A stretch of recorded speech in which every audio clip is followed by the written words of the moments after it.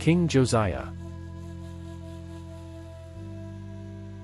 Josiah was 8 years old when he became king, and he reigned in Jerusalem 31 years. He was from the lineage of David and did what was right in God's sight by not turning aside to the right or to the left.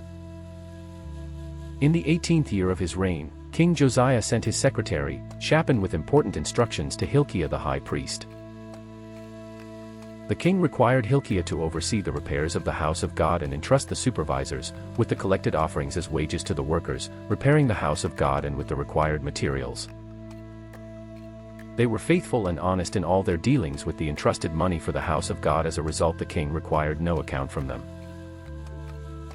While the repairs were being carried out, the book of the law, Word of God, was discovered and was handed over to King Josiah by the high priest Hilkiah through Shaphan the secretary. When the king heard the words of the book from Shaphan, his heart was grieved and he tore his robe with humility, because the kings before him walked contrary to the word of God by rebelling against God. Josiah sent his associates with Hilkiah the high priest to Huldah, a prophetess in Jerusalem, for further revelation. The prophetess informed them of the incoming disaster in Israel according to the word of God for turning to idols, made with hands, and burning incense to other deities which the Lord abhorred.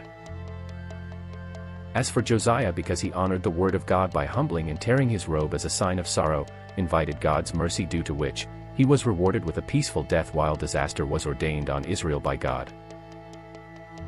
Then the king called together all the elders of Judah and Jerusalem. He himself went up to the house of the Lord with the people of Judah and Jerusalem, the priests and the prophets, all the people from the least to the greatest. He read in their hearing all the words of the book. The king renewed the covenant in the presence of the Lord, to follow the Lord and keep his word, as mentioned in the book. All the people pledged themselves to the covenant. The king ordered Hilkiah the high priest, the priests next in rank and the doorkeepers, to remove from the house of God all the articles made for pagan worship by the kings before him. He burned the images and idols outside Jerusalem. He also removed the priests appointed by the kings who served the idols in Judah and around Jerusalem, those who burned incense to Baal, false god, to the sun, moon, and the stars. Although the priests of the high places who were previously worshipping idols did not serve at the altar of the Lord in Jerusalem, they ate unleavened bread with their fellow priests.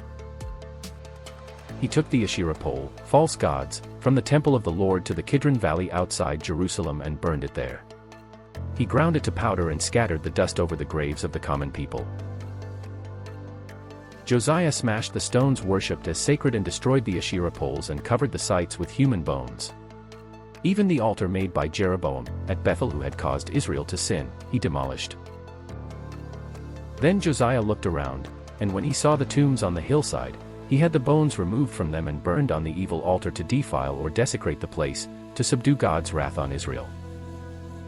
He saw another tomb, and on inquiring he learned it belonged to the men of God who had prophesied Josiah's righteous act that he was carrying on even before the birth of Josiah, to King Jeroboam, who had sold himself to idol worship. Josiah commanded to spare the men of God's bones and also the bones of a prophet from Samaria. He removed all the shrines at the high places which the kings of Israel had built and had aroused God's anger.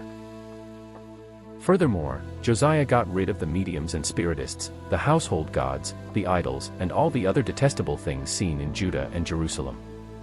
This he did to fulfill the requirements of the law written in the book that was discovered from the house of God. The king gave this order to all the people, to celebrate the Passover to the Lord your God, as it is written in this book of the covenant. Neither in the days of the judges who led Israel nor in the days of the kings of Israel and the kings of Judah had any such Passover been observed.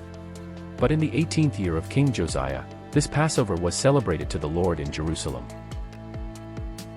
While Josiah was king, Pharaoh Necho, king of Egypt, went up to the Euphrates River to help the king of Assyria. King Josiah marched out to meet him in battle, but Necho killed him. Josiah's servants brought his body in a chariot to Jerusalem and buried him in his own tomb. And the people of the land took Jehoahaz son of Josiah and anointed him and made him king in place of his father.